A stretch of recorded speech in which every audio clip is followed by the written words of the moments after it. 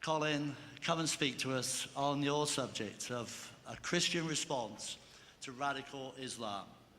Please. And he's also a Brit as well, which is another commendation.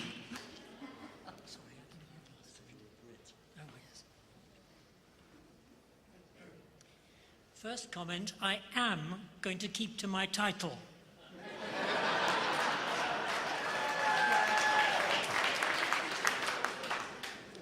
And hopefully there'll be an outline coming up on the screen. This subject is highly relevant to the theme of this conference because a conflict which was originally Israeli-Palestinian quickly became Israeli-Arab and in recent years has become Israeli-Islamic. And it looks as if the Arab Spring is turning into an Islamic summer. Since this is a very complex and sensitive subject, we need to begin by defining our terms. What do we mean by radical Islam? At its simplest, we're talking about Muslims who are politically active in order to pursue a clearly Islamic agenda of some kind.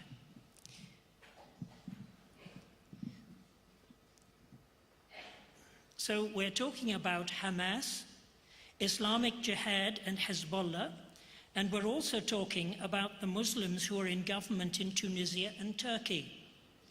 And we're talking about the Muslim Brotherhood in Egypt, who are relatively moderate and have even included Christians within their party, and about the Salafis, who have a much more hardline Islamic agenda, even talking about putting Christian Copts back into the position of dhimmis. It's important to recognize that only a limited number of them believe that violence is justified to achieve their goals. The majority of these Muslims do not believe in using violence and want to use peaceful and, in many cases, democratic means to reach their goals. In the past, we've talked about Islamic fundamentalism and Muslim fundamentalists, but Muslims have never liked the word fundamentalist being applied to them because it was coined in a Western Christian context, the USA, at the beginning of the 20th century, and they feel it doesn't fit in an Islamic context. Another term that has been used is political Islam, which is quite helpful because it emphasizes the political element. One of the commonest words that is used is extremist, but I suggest we should be cautious about using it because it is full of value judgments, and not many people would like to call themselves extremist. Most people in the media and the academic world today, therefore, use the terms Islamism and Islamist. So in what follows, I'm going to speak most of the time about Islamism and Islamist.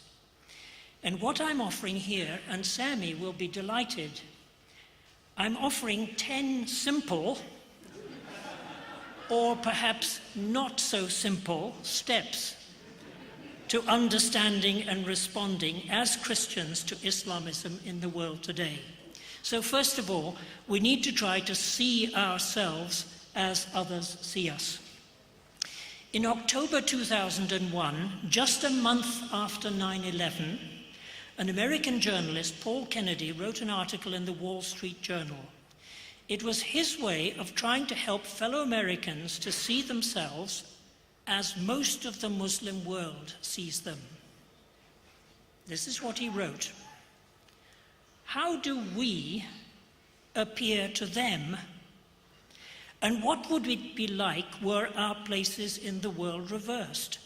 Suppose that there existed today a powerful, unified Arab-Muslim state that stretched from Algeria to Turkey and Arabia, as there was 400 years ago, the Ottoman Empire. Suppose this unified Arab-Muslim state had the biggest economy in the world and the most effective military. Suppose, by contrast, this United States of ours had split into 12 or 15 countries with different regimes, some conservative and corrupt. Suppose that the great Arab Muslim power had its aircraft carriers cruising off our shores, its aircraft flying over our lands, its satellites watching us every day. Suppose that it's Sorry, I can't see my text. I can't see my text.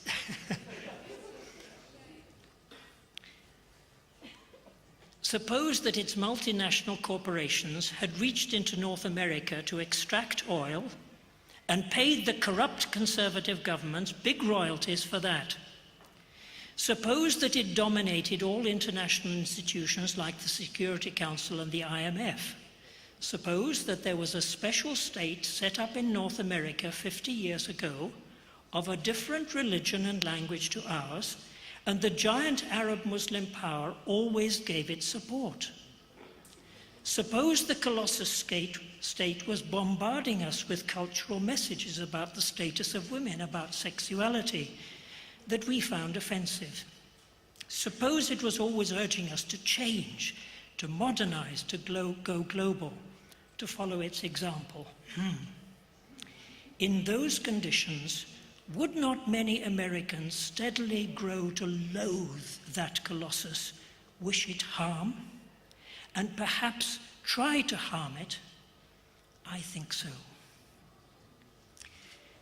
Do you get the point? And dare I ask, do the Americans among us get the point? Secondly, we need to ask, why are they so angry, and do they have good reason to be angry?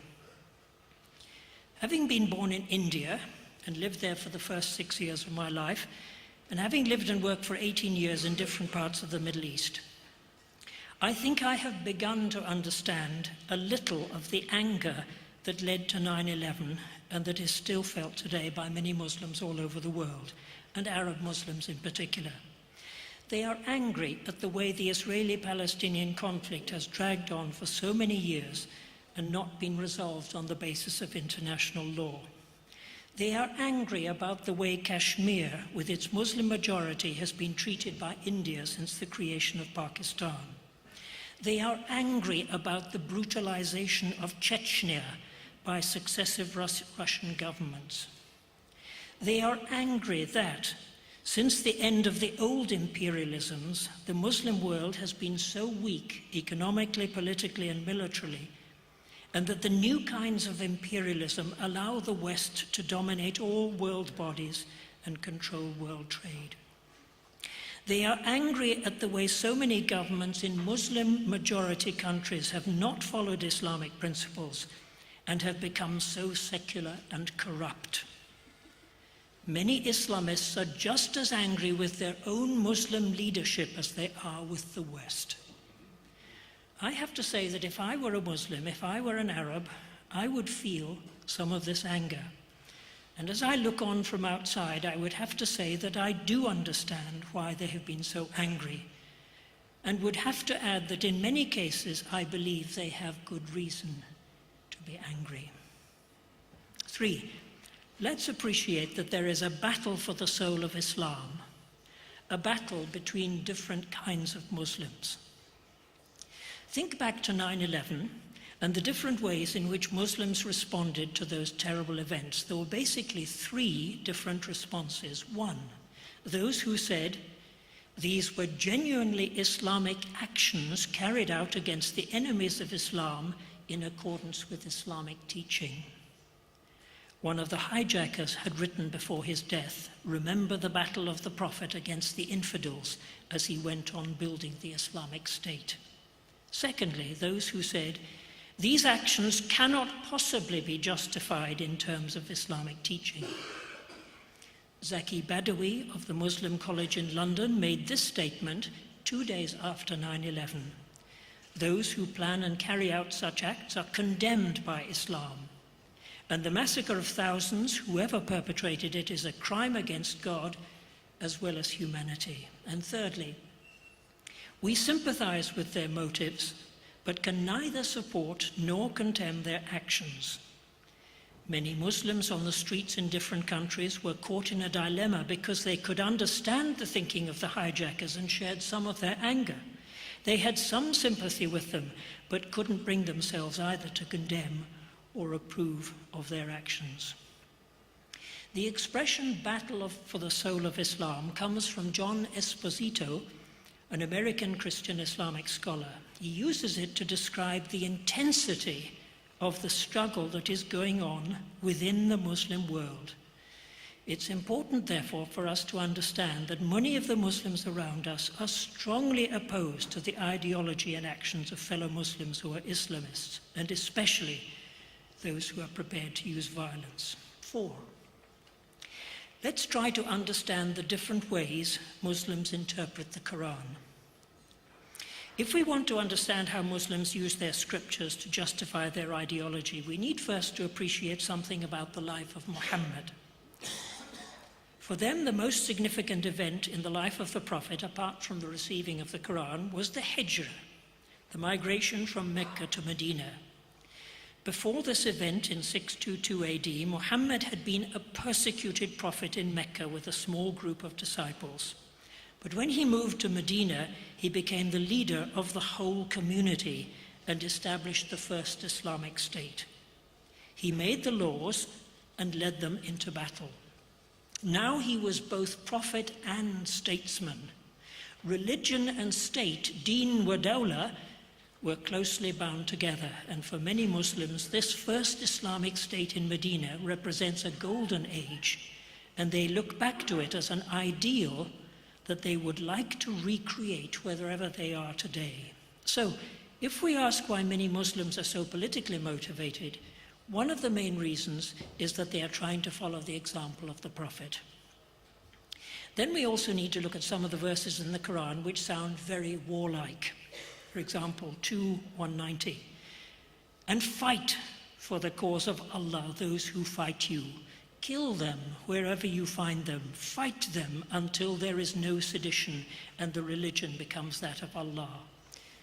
And 9:5. Then when the sacred months are over, kill the idolaters wherever you find them. If I had time, I would also want to look at the Quranic verses about the Jews, some of which are very hostile. Now, how do different kinds of Muslims interpret and apply verses like these? There are two principles of interpretation that they use. The first principle emphasizes the importance of understanding the original context in the life of the Prophet in which a particular revelation was given, known as asbab an-nuzul, the occasions of revelation. The relevance and application of particular Quranic verses today should therefore be determined by the similarity between the original context of the revelation and the situation that Muslims find themselves in today. So, if Muslims in the West feel that they are in a totally different situation from that of the Muslim community in Medina, they would argue that verses commanding warfare are not relevant to them today. On the other hand, Muslims who do feel that they are under attack from the non-Muslim world, as much as the Medinan Muslims were, could easily feel that the warlike verses do apply to them today. The second principle of interpretation, abrogation, nasakh, suggests that an earlier revelation can be abrogated or cancelled out by a later revelation. Many Islamists would argue, therefore, that the earlier Quranic revelations in which the Prophet is urged to endure opposition patiently are cancelled out by the later revelations which allow or command the use of force to resist opposition. This can therefore be used to provide scriptural justification for violent confrontation in similar situations today. So, both moderates and Islamists are appealing to principles of interpretation which have been used by Muslim scholars for centuries. I suggest we need to be careful of trying to tell Muslims how to interpret their scriptures. We should be willing to listen to how they interpret their scriptures. 5. We need to see that every situation is different and try to understand each one in its own terms. Islamists in different countries do have many of the same convictions. Ideologues like Maududi in Pakistan and Sayyid Qutb in Egypt have been extremely influential throughout the Muslim world. At the same time, it's vital to understand the special circumstances in every country and the particular challenges to which Muslims have been responding. Hamas grew out of the Muslim Brotherhood in Gaza in 1987 as a response to the Israeli occupation, which had begun in 1967. Hezbollah came into being in Lebanon in the mid-1980s as a response to the Israeli occupation of southern Lebanon after the invasion of 1982. In Syria, the Muslim Brotherhood became the main focus of opposition to the regime of Hafez al-Assad, and they were punished very brutally by the massacre in Hama exactly 30 years ago. So, generalizations about Islamism can be dangerous, and while we try to understand the mindset of Islamists, we must appreciate the special situations in each country. 6. Let's recognize that the Islamic dimension of the Palestinian conflict has grown gradually in response to particular situations. In my presentation at the conference 2 years ago, I tried to make the following points. 1, there are strong similarities between Islamic fundamentalism and Jewish fundamentalism. We might almost say that fundamentalism in the Palestinian context has been a carbon copy of Jewish fundamentalism. 2, Islamism in the Palestinian context has developed gradually over the years. 3, this development has to be understood in the context of the occupation of the West Bank, Gaza, and Lebanon. I would dare to suggest that if Israel had complied with the famous UN Resolution 242 in 1967, Hamas might never have come into existence. And if Israel had not invaded Lebanon in 1982, there might be no Hezbollah today. 4, terrorism and suicide bombings have been an expression of despair. If you believe your own leaders have let you down, if the whole Arab world has let you down, if the EU, the USA, and the UN have let you down, where else do you have to turn? And if, in addition, your religious teachers promise you instant, guaranteed access to paradise, what's to stop you blowing yourself up? So, Islamism in the Palestinian context has not come into being in a vacuum. It has been a response to something very specific. There are some very special reasons why it has developed in this context. 7, let's recognize that radicals are capable of changing their minds and being pragmatic. Let me give 2 examples. The original constitution of Hamas contained 36 different articles, most of which were based on Quranic verses or sayings of the Prophet. If you look on the Hamas website today, you will probably not find the constitution. Why?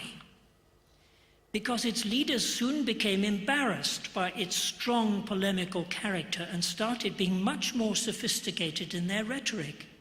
The articles on their website today are much more moderate. Khalid Haroub, in a study of Hamas, has written, "What Hamas has resigned itself to do thus far is to let the charter die on its own, moving on and leaving it behind, hoping it will just go away." Rashid Ghannouchi, the Islamist leader of the new government in Tunisia, said and wrote some very strong things while he was in exile in Britain. But now that he and other Islamists are actually running the government, they know that they have to be much more pragmatic and perhaps less idealistic than they were before. So, for example, I understand that they have said that because the tourism industry is so important for the economy of the country, they will not ban bikinis on the beach or the sale of alcohol. You can say certain things when you're in opposition, but when you're in a position of power, everything changes and you're faced with very specific challenges. And in making difficult decisions, you sometimes have to be very pragmatic. Dare I say that perhaps the rest of the world needs to be more patient and give Islamists time to show whether they can run a modern state and put bread on the table. 8. We should see Iran as a special case. I feel I have to say something about Iran because of all the recent talk about its attempts to create nuclear power and nuclear weapons, and about a possible Israeli and/or American attack on Iran. These recent developments have changed the dynamic of the Palestinian issue very significantly in recent months. I read recently that Netanyahu, long before coming to power, said that, quote, Israel's date with destiny lay with Iran, not with the Palestinians. Let me make 2 brief comments. Firstly, Sunni Arabs are really scared about the growing arc of Shiite power linking Iran, the Shiite majorities in Iraq and Bahrain, the Alawite regime in Syria, Hezbollah in Lebanon, and Sunni Hamas in Palestine. Sunni-Shiite tensions are growing.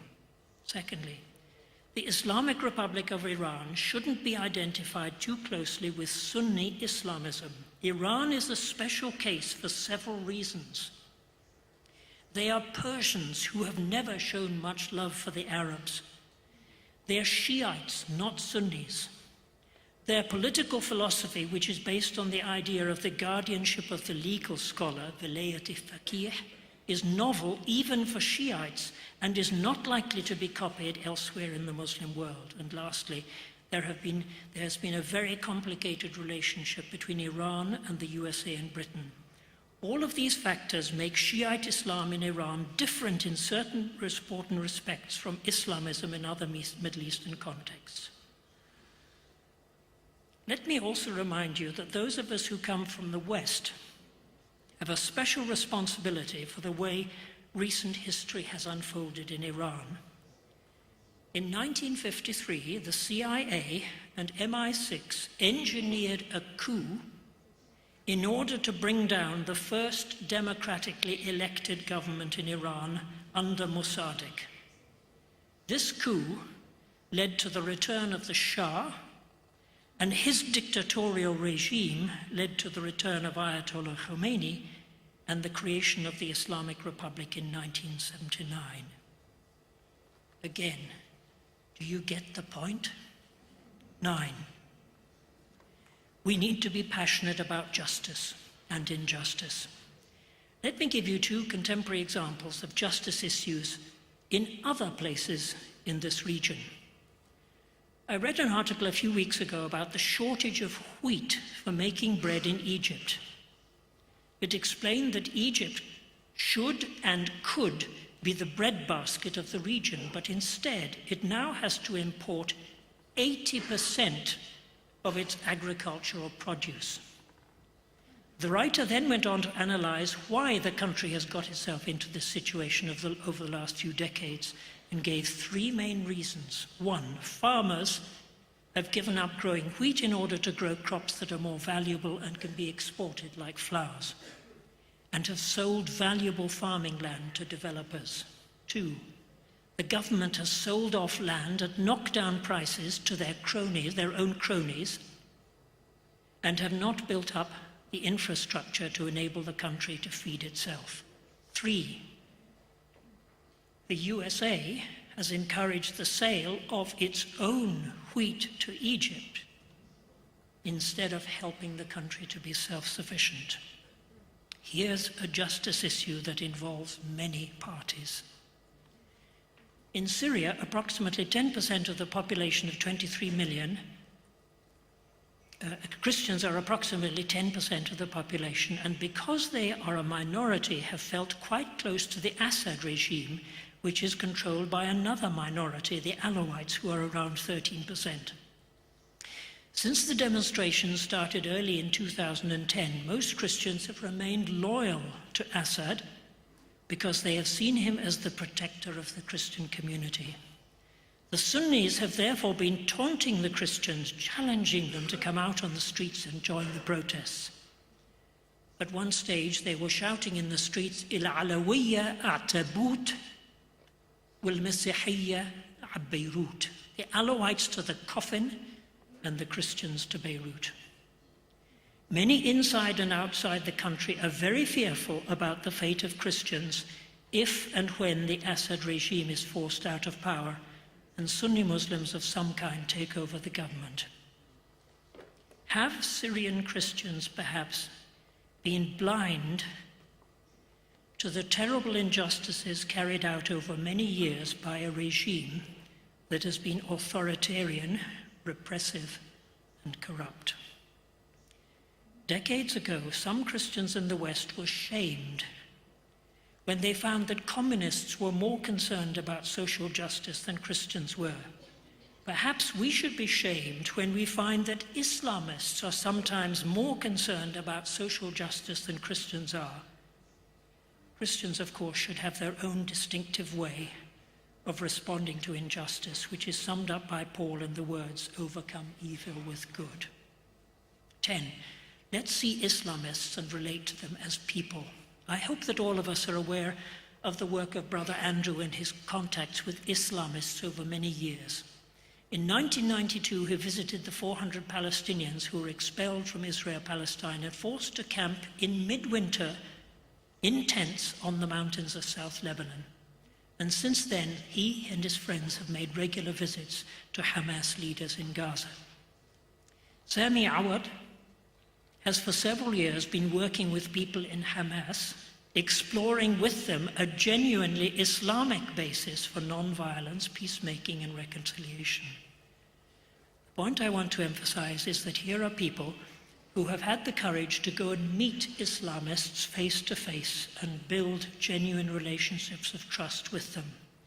I hope that some of us at least are willing to follow their example, to overcome our fears and prejudices, to meet all kinds of Muslims face to face and speak with them heart to heart.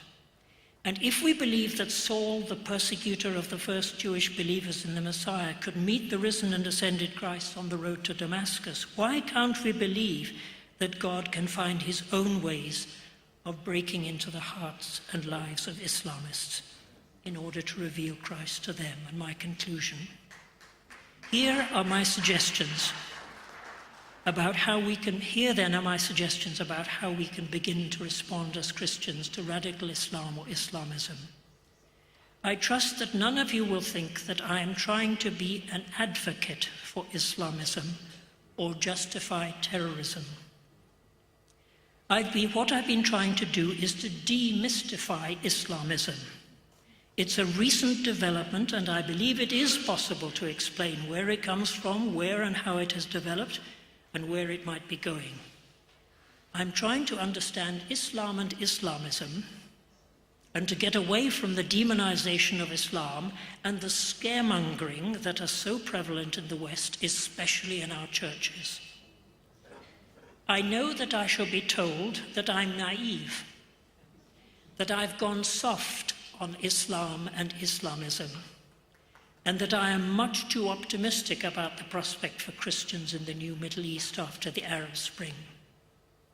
I know very well the saying, Ba'ad Sabt Yijil Ahad, after Saturday comes Sunday. I know very well that some Islamists are deceitful and unscrupulous criminals. Others are bullies, strongmen who want to impose their will on Islam and Islam on others by force.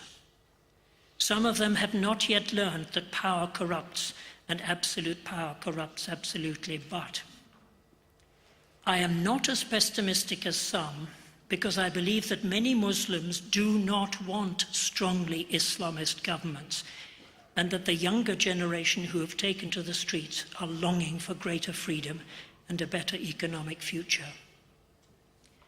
The deepest longing of all devout Muslims is, let God be God. They want God to be honored in the public sphere, in society and the state. Shouldn't that be the longing of every Christian as well? The longing that God's name should be respected and his kingdom come on earth as it is in heaven. Christians don't agree with Muslims about how the kingly rule of God comes on earth. and we disagree strongly with Islamists over many issues.